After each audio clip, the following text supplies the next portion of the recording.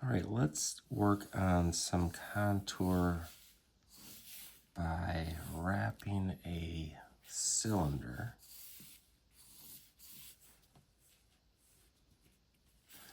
Making it kind of as big as I can to give as much room as possible to start adding ribbons around it. So I'm gonna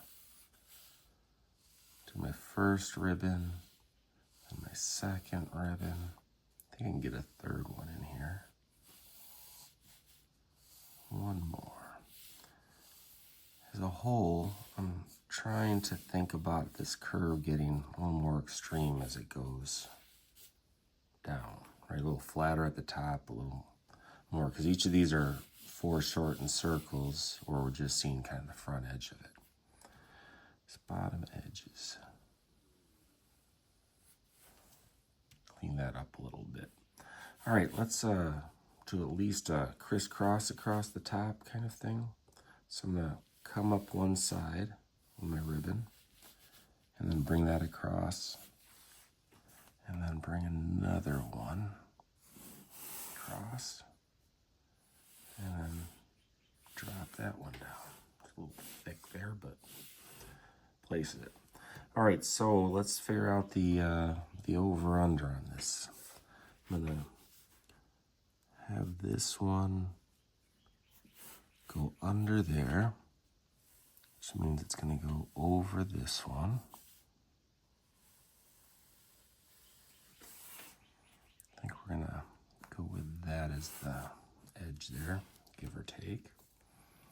And that means this one's gonna go over and then under.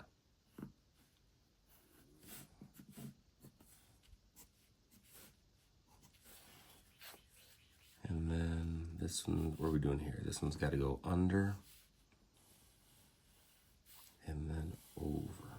This didn't need to stop there. Right? All right, so that means we're going, I guess I'd already decided that. All right, so it's over there, under, over. Again, under, over there, and under that one. And then across the top, I think we'll have this one go over the top, and then this one come under.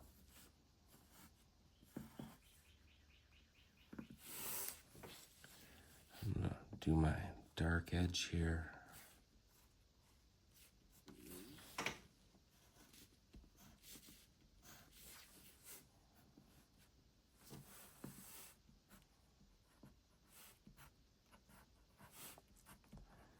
I'm gonna take a moment here. You can fast forward past this if you need to. I'm gonna do the guitar equivalent of changing my string in front of you because my tip is down to nothing. That's the China marker I typically use. You pull the string down and then you can peel back.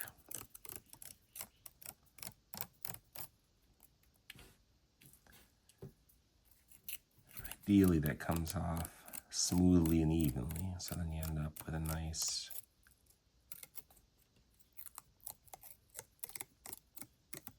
new tip. And I believe they're called China markers because of their ability to write on porcelain or fine china.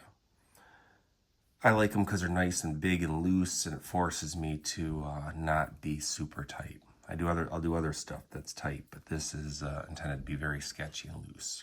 All right, so thinking about top left lighting, which means shading wise, this is our darker side.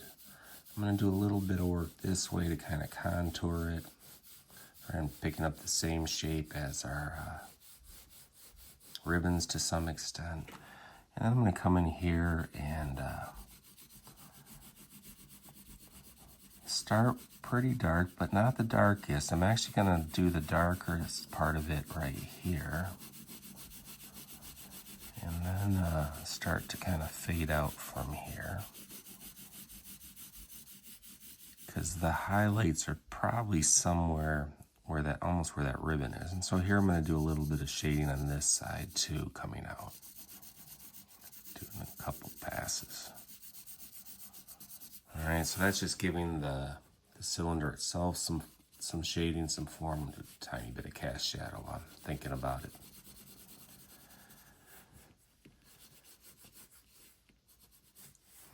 And then maybe do a little bit more on the ribbons themselves to kind of darken them relative to the cylinder itself. Still thinking about the form, so it's going to start, actually come this side. Darker over here. All right. And then kind of lightening up a bit. Do this one.